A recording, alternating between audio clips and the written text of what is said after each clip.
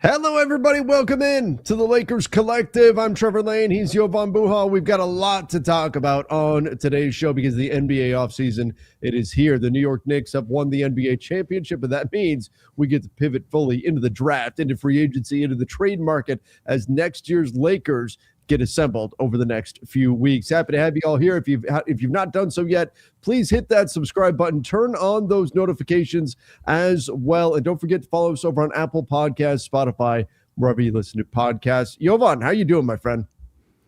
I'm doing well, man. We're officially at the off season. It's crazy. It's been 10 months since we started this show and the NBA season started. So it's always a long journey, but a fun one with a quick turnaround here where we got the draft in exactly a week from now. I think we'll have some fireworks around there with potential Giannis trade, which we'll be touching on today. And then a week later, it's right into free agency and the Lakers having to build a lot to look forward to over the next couple of weeks.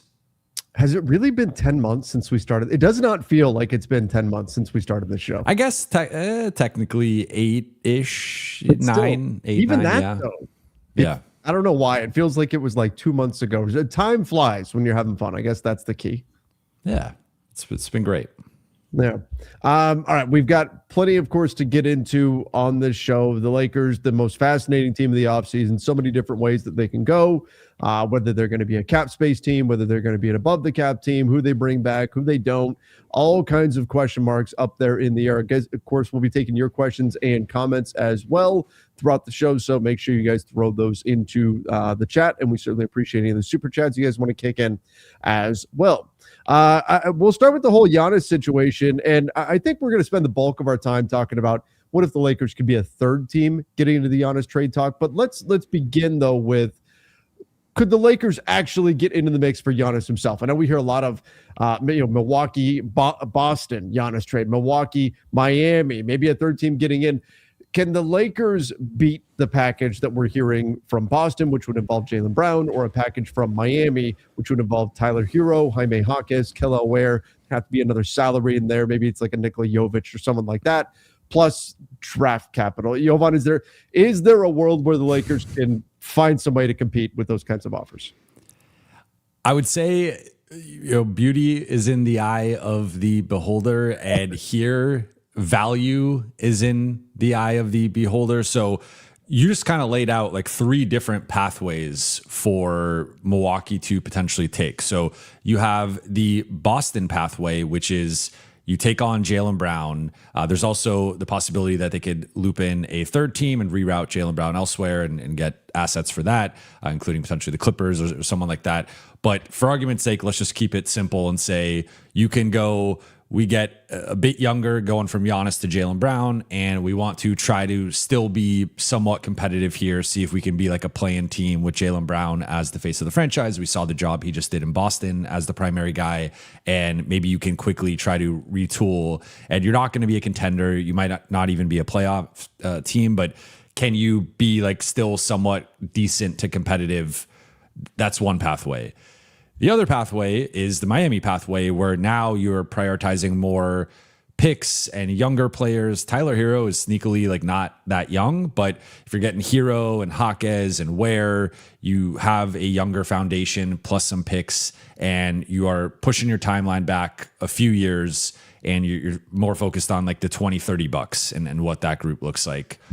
Or you could go the Lakers path, which the Lakers are maybe the only team that could offer this other than Chicago or Brooklyn, which is just dump the Giannis contract on the Lakers and not take back anything if they so choose. There's also a version where you could do a sign and trade with Austin Reeves. But if they don't want to take on Jaylen Brown and they don't love some of the offers for him in like a 3-team deal, or they don't love the Tyler Hero contract and they don't think that's quite enough of a return from a player perspective, and they're just like, these guys aren't really moving the needle for us, there is a way that if they just want to dump Giannis's contract and get the picks back from the Lakers, they can do that. And so you rarely have a situation where you can just dump a player entirely without attaching an asset or without taking something back and also be getting assets back for that. So the Lakers pitch would be get off the Giannis contract, get out of the cap hell that you're partly in because of the Dame stretch,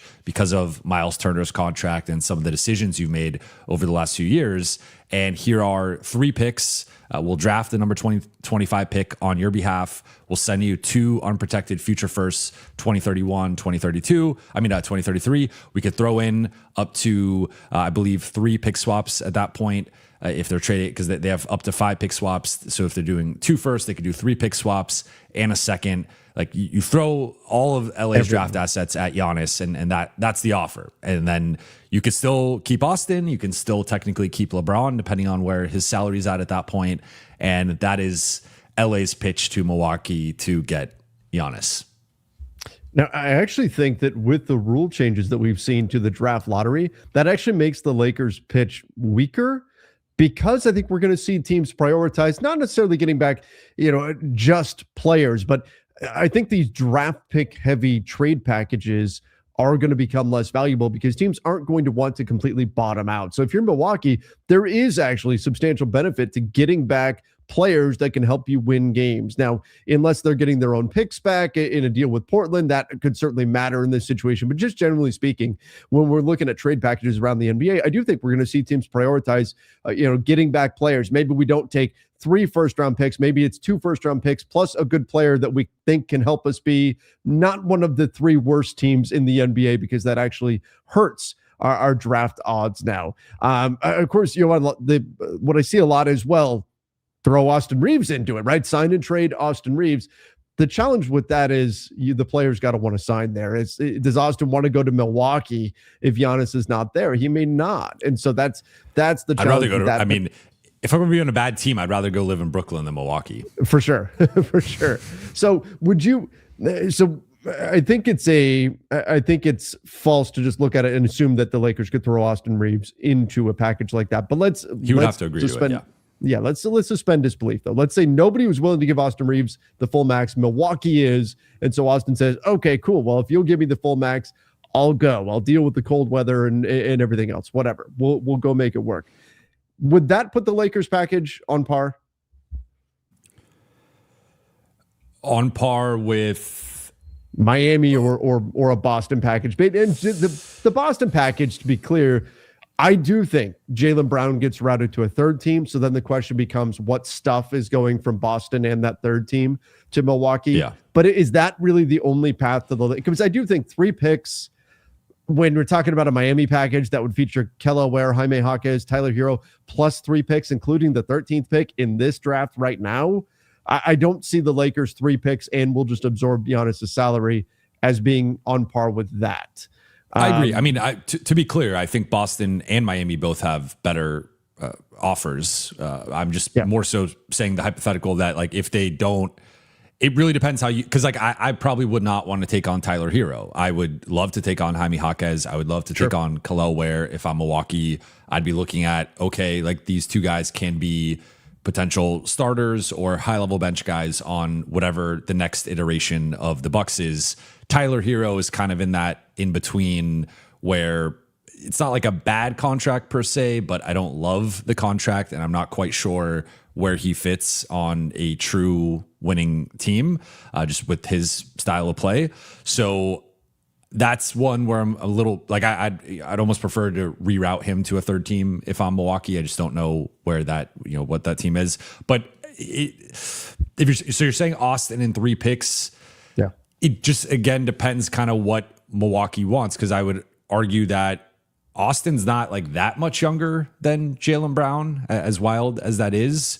So it's like, I still, as Milwaukee, I'd be looking at guys in early 20s, and I'd almost want to reroute Austin somewhere else and see if you could have Austin in that deal be going to a 3rd team and get some assets for that. Because if I'm Milwaukee, my ideal scenario is probably 3 team with Boston and Portland, and then you get your picks back from Portland, right? So Jaylen Brown gets, Giannis goes to Boston, Jaylen Brown gets rerouted to Portland. Portland sends the picks back to Milwaukee, and then you also get some picks back from Boston, and maybe you leave the situation with like 4 or 5 picks for Giannis, and you also have some cap flexibility there. That would be my preference if I'm Milwaukee. I think it's going to be tough to beat that exact potential offer, But if you can't get that, then I would also prefer then can you leverage Jaylen Brown to get the number 5 pick from the Clippers or picks from somewhere else.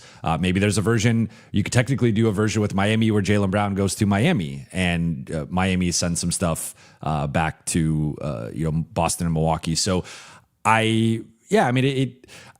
it really depends how high they are on Austin, I guess I would say. But if it's like Jaylen Brown and 2 picks or Austin and 3 picks, I'd still probably prefer Jaylen Brown and 2 picks. So the Lakers, I think anytime we've talked about Giannis potentially going to LA, it's never been like the Lakers have the best package. It's been the Lakers have this like get out of jail free card of you don't have to take back any salary if you don't want to. And that's the one carrot the Lakers can dangle that no one else really can. I think also just in order to, and you're absolutely right, they have the ability to just absorb the whole contract. The other thing that the Lakers would definitely, I think, need in this kind of situation would be Giannis saying, I want to be a Laker. And we haven't heard that from him. We heard some talk that he would like to go to Miami. They'd like to go to Boston. We've heard actually the opposite about the Lakers. We've heard he wants to stay in the Eastern Conference. I don't blame him there. So all of this is to say the Lakers getting Giannis, you make the call, you have the conversation, but it's very, very unlikely that's the way this is good. This is going to go. So could the Lakers, though, with their potential pretty sizable amount of cap space, then get involved as a third team or maybe a fourth team or a fifth team, depending on how many teams are involved here, as a team that could absorb salary in a trade? I've seen version Lakers fans have been talking about, could the Lakers wind up being the landing spot for Kelly Oubre? Maybe Milwaukee doesn't actually like Kelly Oubre all that much and he winds up going to LA. Could the Lakers jump in that kind of a situation using I like the term flexibility. Rob Pelinka says optionality, but using the optionality that they've got with all of this cap space, could they jump in as a third team and absorb his salary in a trade? Yeah, I think that's the most likely scenario here. If the Lakers are involved in a Giannis trade, is they could act as the third team to help grease the wheels. And if there's any unwanted salary on either side that you just needs to be involved to make the math work, the Lakers could take on a player or two that if Milwaukee doesn't want Jaime Jaquez or Kelly Oubre, the Lakers could take back that player and potentially send out an asset to Milwaukee for that player. And it would, you might not ideally you could just deal with Miami and say, hey, here's an asset for this player. But if Miami doesn't want to do that and it's like they'll only give up that player in a Giannis trade, this is a way to kind of work around that and be like, okay, well, if we can't deal with you directly to get Kelly Oubre and you're asking for like 2 firsts for Kelly Oubre, maybe we could give up a first to Milwaukee or protected first, whatever, and then get Kelly Oubre that way. So that like this to me is, I talked about it last week on here. If I'm the Lakers, my preference is to poach a restricted free agent. That is going to be difficult, though maybe with Walker Kessler and the situation brewing here in Utah, that ends up being more possible than we anticipated as recently as like 24 hours ago. But like that situation aside, it's unlikely they get a restricted free agent. That would just be my preference because most of those guys are in their early to mid 20s. They fit the Luka and Austin timeline. They could be guys who are foundational parts of LA's core moving forward. If you can't do that, by far, the next best roster building scenario is making a trade compared to free agency. If you just look at the free agents out there, with a couple of exceptions in terms of unrestricted free agency, like Ayo DeSumo comes to mind. Outside of Ayo, you look at the rest of the guys, I'm not really moved by most of them. I view most of them as like high-level bench guys rather than starters. And so the Lakers need, I think, a couple new starters here. And to get that, it's either going to be restricted free agency or the trade market. So if you can get involved as the third team in one of these deals, or potentially even OKC's trying to dump some guys, or Cleveland or Orlando or Minnesota, or like some of these teams are trying to get off some money, you can be there as the team that's like, hey, we got all this cap space, and maybe you even get an asset from them. Denver comes to mind as well with Christian Brown or Cam Johnson. So the Lakers can be involved in basically any scenario in which there is a 3-team trade or a team needs to get off money. And of course, it's got to be the right player. It's got to be the right price, the right incentive for LA. But I think that's a realistic scenario here.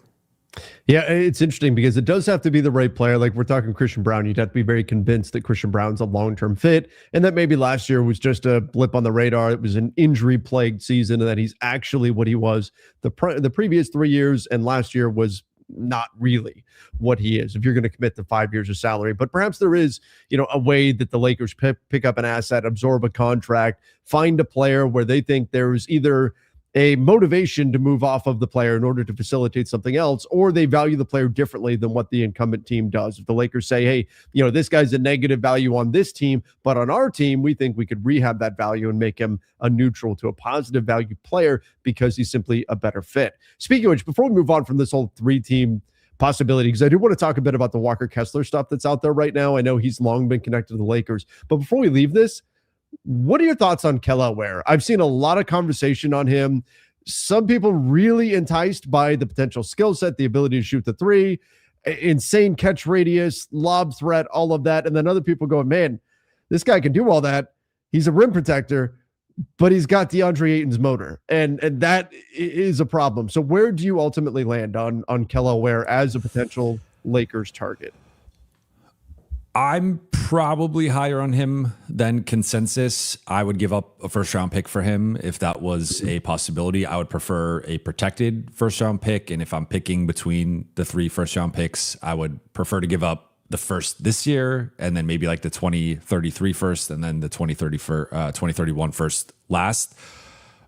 I see the outline of the skill set, and I think there is something to, if we look at recent NBA history, you go through the last 10 champions or so, all of them had a stretch big in some form or fashion. A lot of them had stretch fives, but some of them had Kevin Love in Cleveland, right? And they even went to Kevin Love as a stretch five at times, but he played like 20% of his minutes at the 5. Otherwise, it's been the Marc Gasol's. AD had his best 3-point shooting run during the Lakers championship. Brook Lopez, I already mentioned Marc Gasol, but Draymond at the 5. Jokic had his best shooting stretch during that 2023 run. Like, Cat and Porzingis and Horford and Chet. And like, you just go through recent NBA history, almost every NBA champion has had some form of a stretch big. So I think a stretch big is a very enticing skill set that when you think about how you match up with Wemby and Chet and Cat over the next few years, having a big who can space out those defenses is important. The key is having a big who can do that, who can also protect the rim, defend, and rebound at a certain level. That's why I'm a little bit lower on guys like Miles Turner or Kristaps Porzingis. With Porzingis, there's also the health element. But Kelly Ware might be the rare guy who has, can be a lob threat and can shoot threes and can rebound and can protect the rim and has some defensive versatility. The motor is a concern. I also think he's pretty raw, where I don't know if he's ready to be the starter on a contender this season, maybe like 2 years from now. So it is like maybe more of a long-term play, but I'm open to it depending on the price. Like I wouldn't go more than a first, but if he's there, I would do it in a heartbeat. Yeah, if there was a disagreement in terms of value. So, for example, if Milwaukee said, well, we don't like Kelly Ware that much, we'd rather have a first. And the Lakers can say, well, we'll give you a first for him. Okay, we like him better than a first simply because of the upside. Because here's the thing. You don't find – it's difficult to find bigs who can both space the floor and protect the rim. Right? Finding guys who do both of those things can be a bit of a challenge. It's one of the reasons why Miles Turner's name comes up, right? You can typically find floor spacing bigs, but they often aren't rim protectors, or you can find rim protectors who don't space the floor. Kelly Ware checks both those boxes in addition to having an incredible catch radius as a lob threat. So you've got that as well. And there's questions about maturity. There's questions about the motor and all of those things. But in terms of the scarcity of how many players actually fit that particular skill set, there's just not many guys out there that can do that. So if you're going to take a gamble on something, that's the kind of thing that I think you want to gamble on with a player like Kelly Ware, somebody that has a skill set that is so difficult to find. If you make it work, he's a guy that can fit very, very well with Luka and give you, we've talked about this too, I think the versatility to play many different styles. When we talk about having a guy who can run the floor, be a lob threat for Luka, but also pull, say, Victor Wembanyama out to the perimeter, which I think is becoming an even more, as you mentioned, an even more important skill set. That's a difficult thing to acquire. So that's something that I would be willing to roll the dice on, while recognizing that he's not a finished product. But if he had all the boxes checked, Milwaukee's just taking him, right? Like, they would just hang on to it. And maybe that's ultimately where this goes. But I don't see the opportunity to get a player like this unless he would have some sort of negatives on his ledger. And that's certainly the case with Kel'el Ware, but I think the upside is worth the risk. So I'm with you. I would give up a first round pick if that meant you could land Kel'el Ware, because you just might be landing the center with Luka for the next 5 years that gives you the ability to play many different styles of basketball. And one thing to quickly add to this is I've been working on my center targets list, both via free agency and trade, for my show. And I put together giant spreadsheet comparing all these potential centers who could be available on the trade market and in free agency. And I also compared them to DeAndre Ayton and Jackson Hayes. And one thing that stood out in comparing DeAndre Ayton and Jackson Hayes to those guys was DeAndre Ayton and Jackson Hayes have the highest rim field goal percentage of the entire group. And that's looking at guys like Kessler and this is Kessler and Lively from 2 years ago, because they both had injury-plagued seasons, but Kessler and Lively from 2 years ago, Duran, Allen, Claxton, Ware, like all these guys, Hayes and Ayton are ahead of them in terms of rim field goal percentage. And the reason is because they're playing with Luka Doncic and Austin Reeves and LeBron James. And that, I think specifically Luka with his pick and roll and lob passing ability, but like 3 guys averaging over 5 assists and just the amount of playmaking that's there and how easy those guys make the lives of DeAndre Ayton and Jackson Hayes. So I think even when comparing other bigs to those 2 guys and just like how they would fit with the Lakers, I think you got to give everybody a slight bump in terms of their finishing, in terms of their dunks, in terms of just their true shooting and effective field goal percentage and all that stuff. Like, they're going to get a bump playing with those types of playmakers. So I think that's another underrated aspect here of going from playing with like Tyler Hero and Norman Powell and Davion Mitchell to Luka and Austin and LeBron potentially. I think you're going to see Kel'el Ware's efficiency skyrocket. It's a dream scenario. The Lakers should, for any big that has the ability to land in LA, I think they should be number one on the list of potential landing spots for any type of true center, because you're playing with Luka. You're going to be living the good life. I put together, it was sometime mid-season, I put together just a real simple highlight reel of one particular game. I don't even recall which game it was, but LeBron, Luka, and Austin had, I think it was 4 or 5 passes over the course of the game that, I mean, just fell in DA's lap.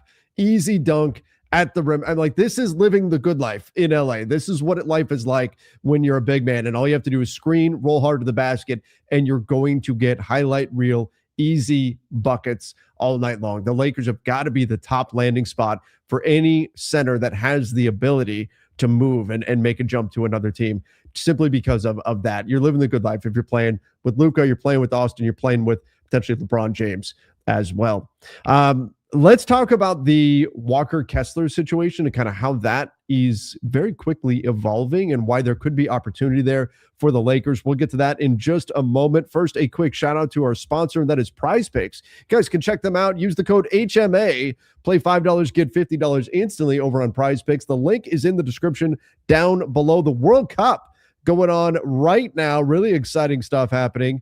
And I've got a couple of picks here. Luis Diaz got him more than 2.5 goals and assists during the entirety of the World Cup tournament. And then I'm going to go with Cristiano Ronaldo, more than 3.5 goals and assists. Lots of different options here. If you're into baseball, you can go with baseball. You can even make predictions on football coming up as well. All kinds of things you can get into. WNBA, lots of different options over on PrizePicks. Go check them out. The code is HMA. Play $5, get $50 instantly. The link is in the description down below.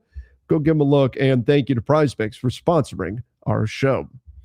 All right, so a bit of surprising news that came out last night from Sam Amick, that Walker Kessler does not see eye to eye with the Utah Jazz, that he's not pleased with the way things have gone so far. And not necessarily a surprise in that front because he's a restricted free agent, but the fact that it's to the point where now it's being made public that, hey, Walker Kessler is not happy and he's considering a future away from the Utah Jazz, certainly difficult to create that future when you are a restricted free agent. But Jovan, what's your take on this situation right now with Walker Kessler in Utah? Is there some chance that the Lakers could go land him to be their big for the future? Yes, I would say some chance. I think that's an appropriate way to frame it. I would not say a great chance. I would not say a good chance. Yeah. I would not say higher than a 50% chance, right? But I would say there's some chance. The door feels cracked open right now, depending on the type of offer the Lakers make, whether that is a financial offer and it's just, hey, here's 32, 33, 35 million dollars, and you make Utah sweat it out and they're uncomfortable at that number and they just decide not to match, or a potential sign-in trade, in which case you will have to give up some sort of asset, potentially a first-round pick. I would be open to that. If we're giving up a first-round pick for Kel'el Ware, I think Walker Kessler is already better than Kel'el Ware and more proven and ready for the moment. So I would easily give up a first-round pick for Kessler in a potential sign-in trade that would hard cap you at the first apron. One thing I've not seen people discuss that I'm planning on discussing on my show this week, and we can get into it a little bit now if you want, is there is technically a way for LA to go above the cap, keep everybody, and also execute a sign-in trade and stay under the first apron. That would depend then on, like, Austin's contract would really matter into this. That's like one way that Austin's contract could matter if you are hard capped. But LeBron's contract, Rui's contract, Luke, you'd probably have to use part of your non-taxpayer MLE on Marcus, unless he's willing to just re-sign at that like 6.3 cap hold. But there is a scenario here where if DA opts out, because you tell DA, hey, we agreed to something with Walker Kessler, the second free agency starts, we're doing a sign-in trade, he's our center, you're not going to play, DA opts out, goes elsewhere, and then you could maybe dump Vando as well. If you do those two moves, and that would require draft capital, you can acquire Walker Kessler, into your cap sheet, stay under the first apron, and now you've added Walker Kessler basically to last year's team in place of DA. You still would have a little bit remaining of the non-taxpayer MLE, the part that, whatever's remaining that you gave Marcus. You'd have like maybe one minimum spot left, and that would be next year's group. So there's a scenario to keep everybody and do that. I feel like I haven't seen that discussed much, if at all, in terms of that type of sign-in trade into space or cap sheet space if the Lakers go above the cap. But it is a very narrow scenario where you do need to shed some money, and you also need guys to potentially take a haircut to fit it all in on the Lakers cap sheet. But I think that's a pathway as well if they want to just like run it back to some degree with most of their free agents. And that's, I've talked about that a little bit, that's essentially you were leaning into, well, the best free agents are Lakers anyway. So why not keep these guys, their cap holds on the books? We're going to use whatever rights we've got on them to retain them. And that is, as you said, though, that's where we flip from. We've talked a lot about Austin Reeves and his salary not mattering so much in this first year in terms of their spending power. That's only true if they're below the cap team. If they're an above the cap team, his salary absolutely matters because, as you said, you got to stay below that first apron. And if you do accept the player via sign and trade, that will trigger that hard cap at that first apron. So, I hadn't considered Walker Kessler, though, coming in a sign and trade scenario where you also do run it back. You would kind of need to scare DA away, and we would see what he would do there. Maybe even for what it's worth, like John Hollinger at The Athletic, who does a great job, former front office executive, he does a prediction column every year going into free agency that's pretty accurate, and he predicted that DeAndre Ayton is going to opt out. He thinks that DeAndre Ayton is going to get offers upwards of the non-taxpayer MLE, even if it's in a backup situation. So if that's the case, and regardless of the Lakers situation with Kessler potentially, if it's just like DA is getting more money elsewhere and wants to leave, like that, I think would be a nice scenario for LA. And then at that point, so I mean, I did a mock cap sheet here, and it would, if we say Austin's at 40-ish, because I think that's the way that this is trending right now. But even if you say 38 to 40, then LeBron would still be a little bit lower than he probably wants at like 25. I have Marcus at 10.5, Luke at 8, Kessler at 30. That all fits if you get off of Vando and DA.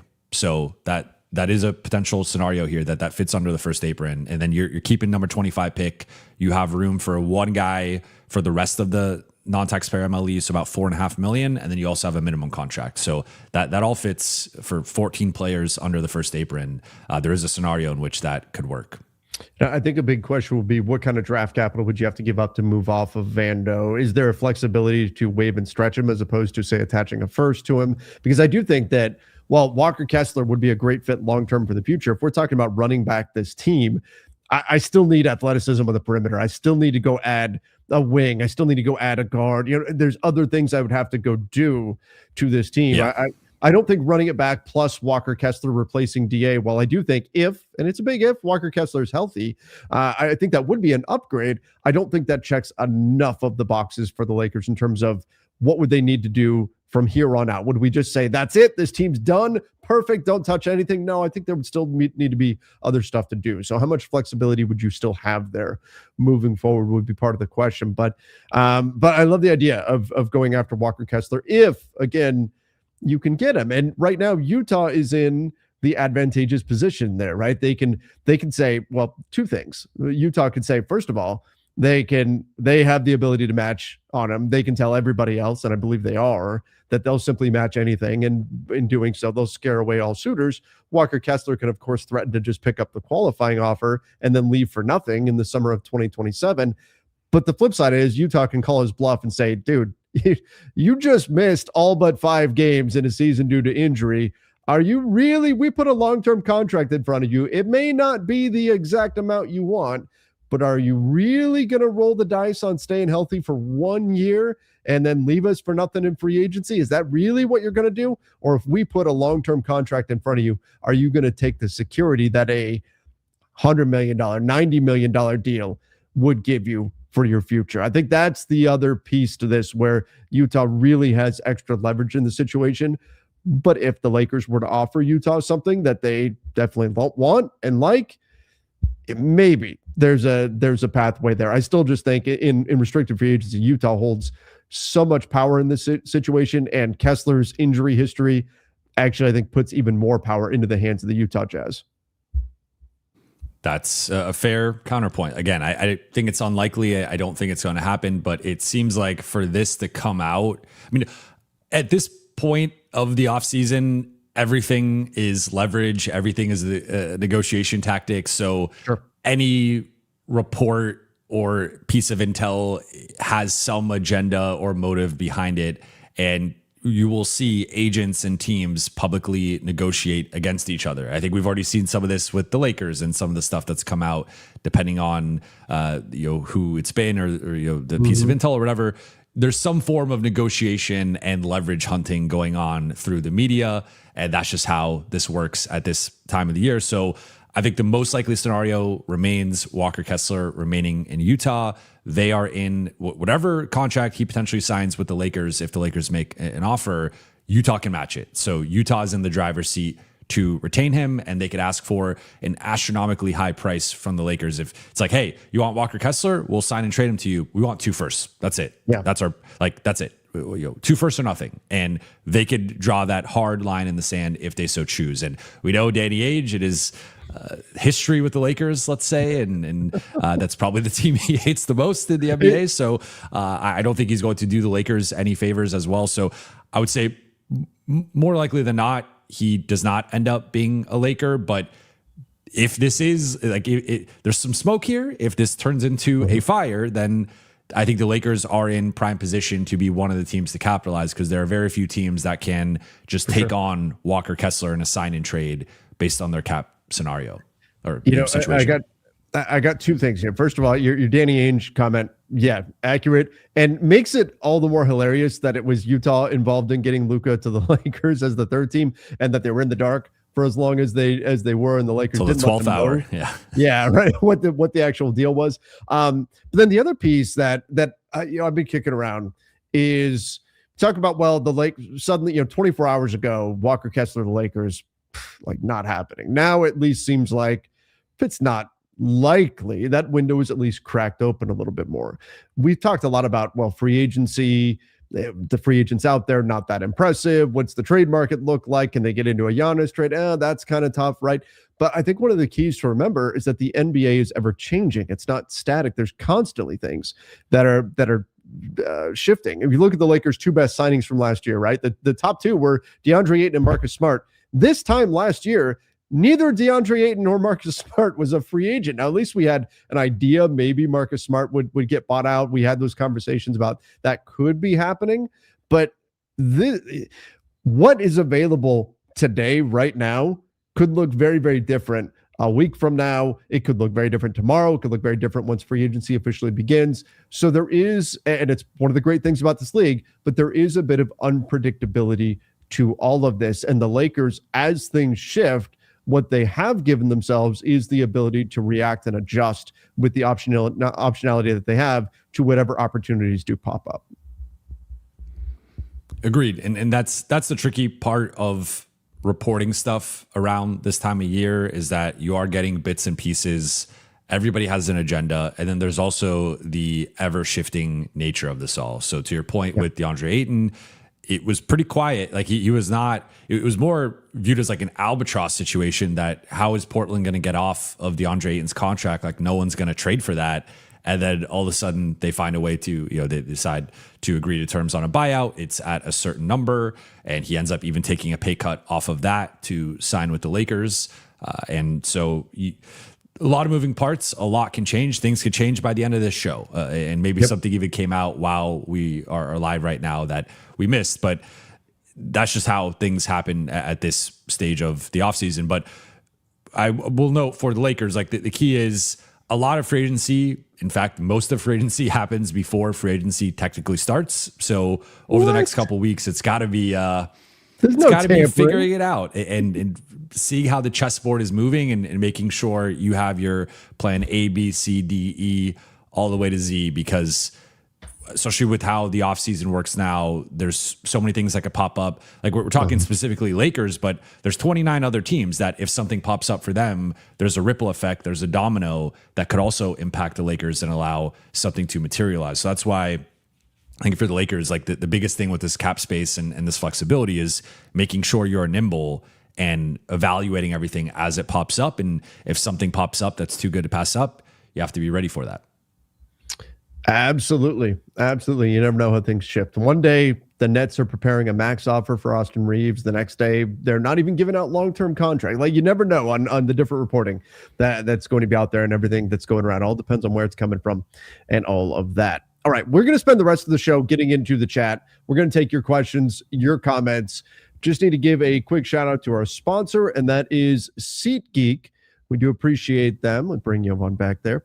We do appreciate them, and we will be right back to take your questions and your comments. See the light at the end of the tunnel finally. And when we get to the finish line, I'm excited to relax a little bit this summer, get out of the house, go have some fun. Now that my wife and I live in Colorado, we're by Red Rocks. And so I'm excited to go see some concerts this year. I'm actually very excited to go see the Tedeschi Trucks Band. They're coming to play a 2-night set. And I think Derek Trucks is one of the best guitarists in the history of the world. So very, very excited to get out, which is why I want to give the sponsor of today's video, SeatGeek, a huge shout out. With over 35 million downloads, SeatGeek is the #1 rated ticketing app. And it's really just about how simple the process is. It's so easy to open up the app, look at your map of all the seats, but you can sort by deal, which is my favorite feature. And they rate every single ticket on a scale of 1 to 10 by how good the deal is. So I know if I'm picking from these ones at the top, I'm getting an amazing deal. And as I work further down the list, obviously it might not be as good of a deal, which kind of just simplifies the process for me and helps me know that I'm getting the right ticket for the right price. There are more than 70,000 events listed on SeatGeek, including concerts, sports, festivals, and more. Major League Baseball's in full swing. The NBA and NHL playoffs are here. The NFL schedule's coming out soon. And you can now get World Cup tickets on SeatGeek. And by the way, every ticket is backed by their buyer guarantee. And of course, I have a code for you guys. You can use code COLLECTIVE10 for 10% off your next set of tickets at SeatGeek. That's 10% off any tickets with promo code COLLECTIVE10.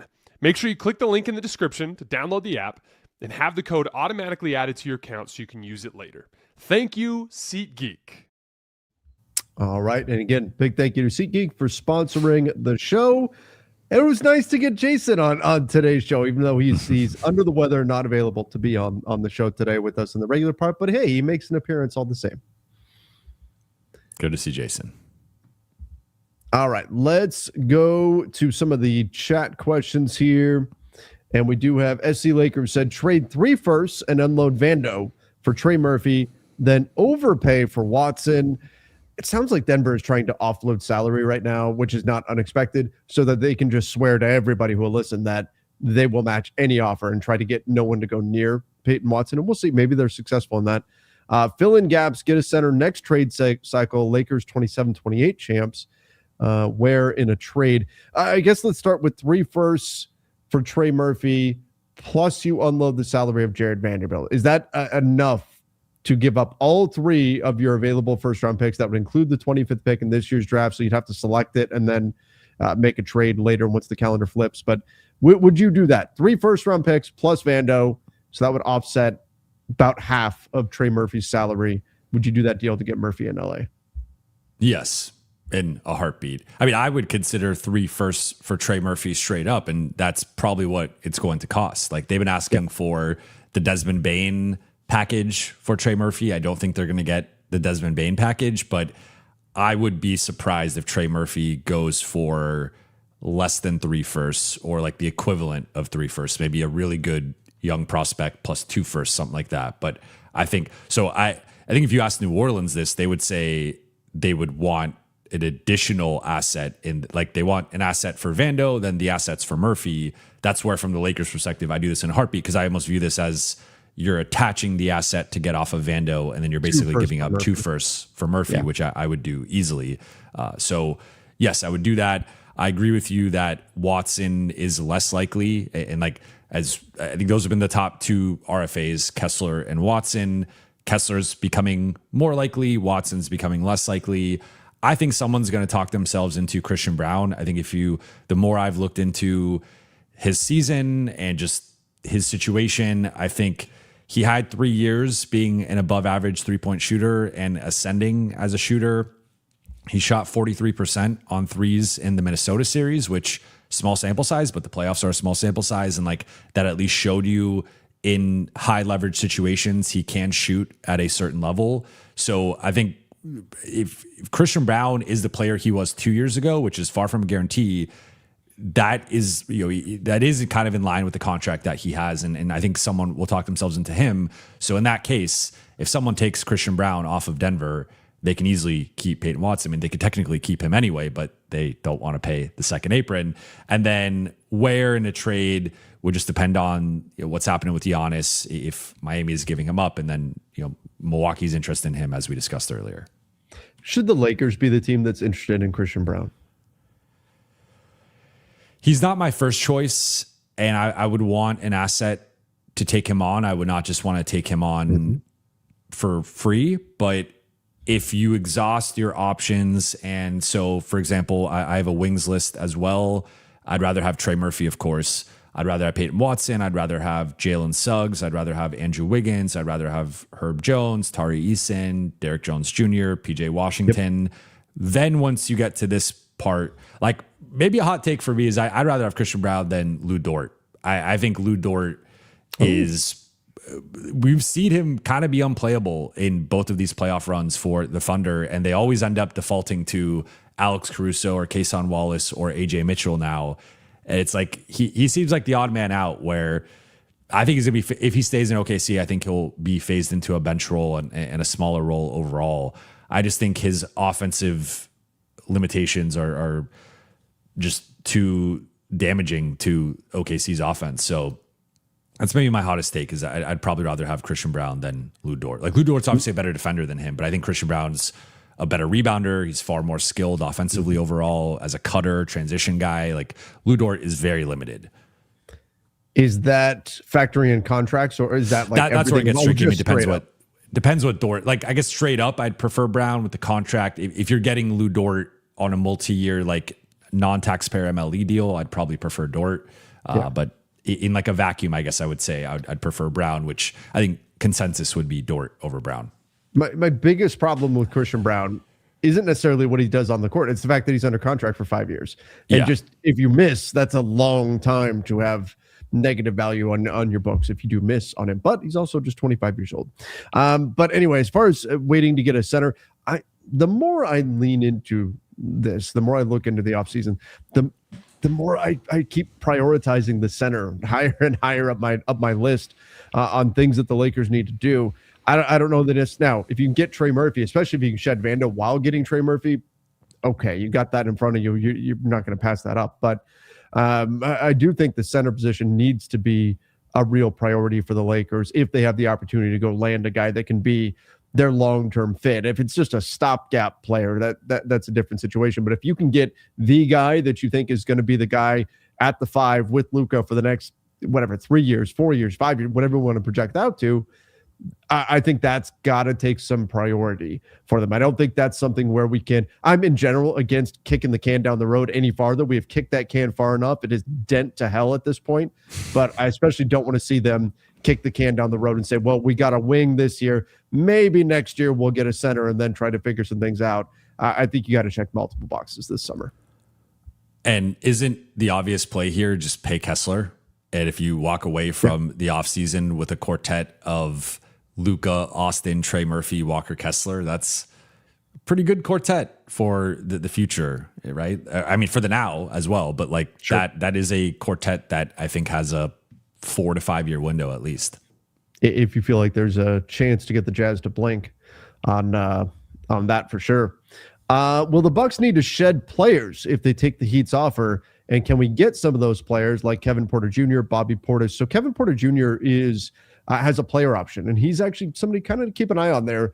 We'll see what he ultimately decides to do on that. I believe he's a pretty good chance. He's a June 29th player option guy. Most guys are. I can double check in just a moment. And then Bobby Portis.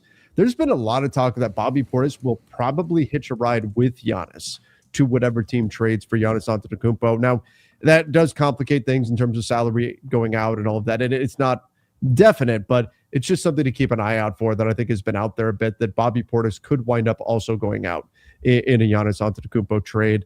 I don't mind either of those players if they're in kind of reserve roles, especially with Bobby Portis and his ability to space the floor. So maybe there'd be an opportunity. Maybe that's how the Lakers get involved as a third team, would be absorbing a salary of, say, Bobby Portis. If wherever he was going in the Giannis trade didn't actually want him, that's a player the Lakers could jump in on. Yeah, looking at Milwaukee's cap situation, they have 13 players technically under contract, but there are 5 player options with KPJ, Gary Trent Jr., Taurean Prince, Gary Harris, and Jericho Sims. They also have a non-guarantee for Pete Nance, and then they have a team option on Andre Jackson Jr. So basically half of their roster could hit free agency, and they could have some real flexibility there. So they can take on multiple players and just replace some of these player options or team options with the guys that are incoming. So they don't need to send anybody out other than making the math work on the incumbent team's side. So, but certainly, I mean, KPJ, he's making $5.4 billion next year with the player option. I think he's worth more than that. I think some team will talk themselves into him at least double that. Bobby Portis, I'd be interested in. I think he's definitely a bench player compared to being a starter, but he's got 2 more years left, 14.5, 15.6. I think as a stretch, like it wouldn't be your starting stretch look, but having a bench look where you can have a stretch big, that would be interesting and maybe something of a compromise for LA. So I'd be interested in him, or I'll find a way to get him. Sure. But I'd keep him. I think that for sure. I would keep him too, but KPJ, I did double check. He is a June 29th guy, which is most of the option guys are June 29th, which is quietly a really important date on the NBA calendar. You know, we focus a lot on the draft coming up on the 23rd, and then of course the 24th, and then we've got free agency kicking off on the 30th. June 29th, that's the drop dead date. It can happen before that, but that's the drop dead date for all of those options, for most options. There are some that are earlier, but for guys like DeAndre Ayton, Marcus Smart, Austin Reeves, they have to decide on their player options by June 29th officially. And then the Lakers also have till June 29th to decide on the team option on Nick Smith Jr. So another important date on the NBA calendar, just to keep an eye on. We'll go here. Said, get Jaylen Brown for Austin Reeves and picks, then go get Io as the starting shooting guard. Well, there is already word, and this was from Jake Fisher's piece, that Io DeSunmu and the Wolves have already started negotiating on a new deal. No surprise. Look, the Wolves really can't afford to lose Io DeSunmu with the unfortunate injury to Dante DiVincenzo and what they gave up to get Io. So I wouldn't expect him to leave the Wolves, but I would love to see him on the Lakers, especially in this type of a situation. If you told me the Lakers could turn Austin Reeves into Jaylen Brown, absolutely. I would do that in a heartbeat if I could. Would again have to be a sign and trade, so you'd have to sort that out, obviously, with Austin Reeves. But sure, if you can get Jaylen Brown, I'm not going to say no to going and getting Jaylen Brown. That would be fantastic. I don't think that's particularly likely in this scenario, though. I agree. I think it's unlikely that you're able to pull off both these things because Jaylen Brown's making $57 million next year. So if we talk through, let's say the Lakers are going the cap space route and Austin's making the 20.9 cap hold, though I forget, it would have to be a sign and trade. Would his outgoing salary be the sign and trade, or would it be the 20.9? I guess it doesn't really matter for the Lakers, but if you just take the cap hold off of the 20.9 and replace it with the 57, you're blowing past that 20.9, and you are now going $36 million into your cap space. So if with Austin on the cap hold and the like normal cap projections, they're at about 49 million in cap space, you'd have about $13 million left. And that's with losing LeBron, with losing Rui, with losing Luke Kennard. You would still have that $9.4 million room exception, which you could use to potentially re-sign Marcus or Luke if you so choose. But you would not have the flexibility to sign Io. Now, if DeAndre Ayton opts out, that's a different story. That opens up an additional 8.1. If you're able to trade Jared Vanderbilt or some combination of Jake LaRavia and Dalton Connect, you can open additional space. But I think to pry Io out of Minnesota, it's probably going to take a pretty aggressive offer. I think anything in the high teens to low 20s, they're going to match that. And now maybe the Lakers could pitch him on being a starter, and maybe that's more enticing for him than being likely a bench player in Minnesota. Though with DiVincenzo out, maybe he is the starter full time. I think that's probably how it goes. So it just gets a little complicated there of finding the space to actually add Io into it. It would take some maneuvering for LA. That's possible, but far from guaranteed. So certainly you could do Austin sign and trade plus some amount of picks for Jaylen Brown, and that would work. But I think it gets tricky to then add another player probably making in like the low to mid 20s if you are able to pry them, because Io could make less than that, but I think that's just less to stay. For him to really go, I think you have to overpay a bit. You'd almost find yourself a scenario where you'd have to sign and trade for Io DeSunmu in order to pay him. But the other option that we've talked a bit about, but if it was the difference between, say, getting Io or not, you could always waive and stretch Jared Vanderbilt. It's not ideal to have $5+ million in dead money on your books for the next 5 years, which is what the end result would be. But if you're getting a player like Io, could you say, I don't know, let's say you pay Io $20 million and then you just consider you're really paying him $25 million, right? That's essentially what the hit is on your books, because you'd have that dead money from Jared Vanderbilt, and maybe getting that upgrade from Vando to Io, getting him on your roster may be worth that kind of, the pain that you would have to take there. But again, very complicated situation, unlikely to happen. But if you could find a way to walk out of this with Jaylen Brown and Io DeSunmu, be pretty excited, I think. Somebody with the username @TradeForKessler said, get LeBron, Luka, Reeves, Marcus, and Rui in a room and tell them we're making a run at Kessler and Watson to take less, and at worst we get Herb and Robinson. Okay, so when we're talking about free agent contracts, I do think, if they're operating as an above the cap team, Austin's salary matters. If they're operating as a below the cap team, it doesn't matter. If you're making a run at Kessler and Watson, I'm assuming they're below the cap team and they're using free agency to do that rather than, it could be via sign and trade though. But I think the key here is LeBron. And I've said this a bunch. I don't have any problem with LeBron saying, hey, if I'm going to take less, I need to know why. I need to know what we're doing with that money. If you go to LeBron and you say, hey, LeBron, we need to take 25 million, but if you take 25 million, that means we're adding Walker Kessler, right? Or we're adding Peyton Watson or whoever. That I think is an intriguing scenario. That's where LeBron's going to be willing to do that. If you go to LeBron and say, hey, LeBron, we really decided we want to give Luke Kennard 30 million bucks. So we need you to take less money. That's probably going to get a different response, right? So I think I don't have an issue. I know it's it's crazy, but we'll always have games 1 and games 2 of the Houston series. Exactly. Game 1 and game 2 of Houston. We think that's what Luke Kennard really is. So we're going to pay him $30 million. I do. That's the scenario that I don't have a problem with. And if that means getting other guys in on it, I think LeBron would be more receptive to something like that than say Rui, right? Who this would be, how many other opportunities is Rui going to have to get a big contract? Because Rui he's made plenty of money, no question, but this could be a moment to capitalize for Rui. So is he going to take a bunch less so the Lakers can go sign somebody else? That would be, I think, more a LeBron conversation than a Rui conversation or somebody else. And again, I'd be saying the same with Austin Reeves if it weren't for the fact that his cap hold is less than what he's going to get paid. So it's probably not going to matter what Austin makes or doesn't make as long as they're below the cap team. Well, I want to just let's suspend reality for a moment here and walk through this. So I have so many follow-up questions here. Are you making a run at Kessler and Watson, or are you making a run at one of the two? Because there's a big difference there in terms of you don't have the cap space to sign both Kessler and Watson. I think you would need at least 55 million in cap space just for those two guys specifically, to say nothing of LeBron. You would need to spend cap space on Marcus and Rui. So, I mean, in this scenario, you would need to find a way to generate more cap space, which you could do with getting off of DA, getting off of Vando, getting off of Jake and Dalton, some combination. Like, you can get to the cap space. That is possible.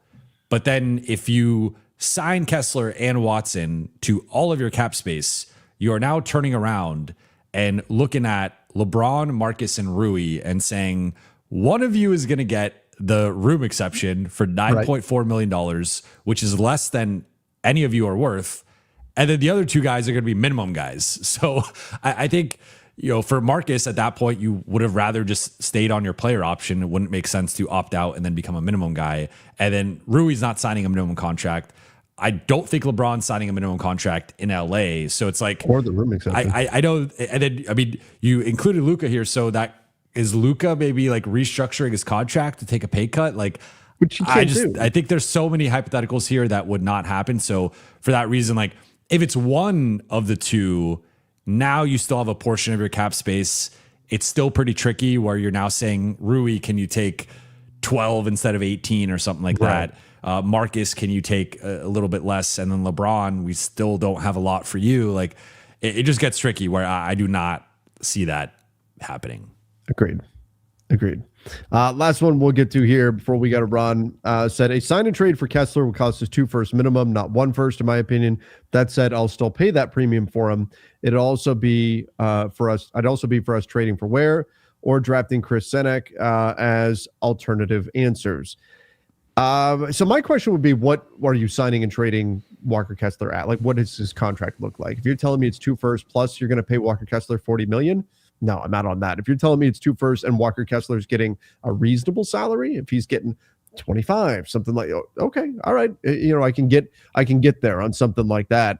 And then as far as trading for Ware, I'm in. If it's a first round pick, if you can do something there, I do think there's going to be some interesting players in this draft class, specifically bigs that'll probably be there around 25.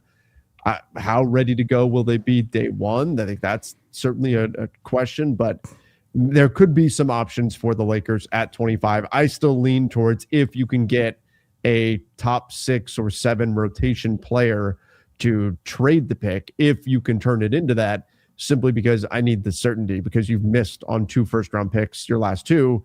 You don't have the luxury of missing again. The best way to turn that pick into rotation players to get a guy who already is. And so I still lean towards that if the right deal is there. I agree with everything. I mean, I think for Kessler, It also, and I'm going to quote you here because you're a big opportunity cost guy. Like, I think the opportunity cost is what matters here. So the Lakers, if you are running the front office, like you have your big board of and you look like the scene from Always Sunny in Philadelphia, and you got all like your big board with all the different scenarios and all the different rankings and guys that you have there. And so like there's a scenario in which I would do Kessler for 2 firsts if it's either a great deal, or even if like the alternative is just running it back, or it's going with like a minimum center or something. I would prefer to just go for it and do the Kessler trade, but it really depends what the alternatives are. And that's where the Lakers, again, I will continue to repeat myself, need to do their due diligence over the next 2 weeks. They need to turn over every stone and see, how can we get Kessler? How can we get Duren? How can we get Lively? How can we get Ware? Explore all these options, see what the costs are for each guy, and then based on the potential contracts or the potential draft picks you have to give up, then you rank those options in based in reality rather than just the fantasy of like, this is what this guy's worth, or this is what we would give up. Like, once you actually know this is the asking price, then you have to make those tough decisions and rank them and figure out what's the best option for you. So there are certainly scenarios in which I would go as aggressive as 2 firsts for Kessler. It would not be my preference. I'd rather just sign him outright, keep my picks. Sure. I'd rather give up 1 first. But if the alternative is like DeAndre Ayton as your starting center, running it back to some degree, I would much rather just go more all in for Kessler, because I think the Lakers, they need to have some urgency here. That's one thing I'll continue to reiterate as well. Like, this is not kicking the can down the road, 1 more year, 2 more years, gap year, transition year. Need to go for it now. So if that's the best option, then I would be open to that. That aluminum can, it has seen better days. It is all beat up at this point. It is, yeah. It's cracked in half almost. Yeah. All right, everybody. Thank you so much for joining us for today's show. If you gave us super chat and we didn't get to it, I will save them. We'll put them on a future episode, but we do appreciate all of you. Again, if you haven't hit the subscribe button yet, please do so. If you already subscribed, hit the like button as well. Thank you, everybody. Jovan, great show. Appreciate you. And I believe we're aiming for Friday for our next show, right? Yes, Friday, 11 a.m. Pacific time. We will see you guys then. All right, everybody. Till then, see ya and stay safe.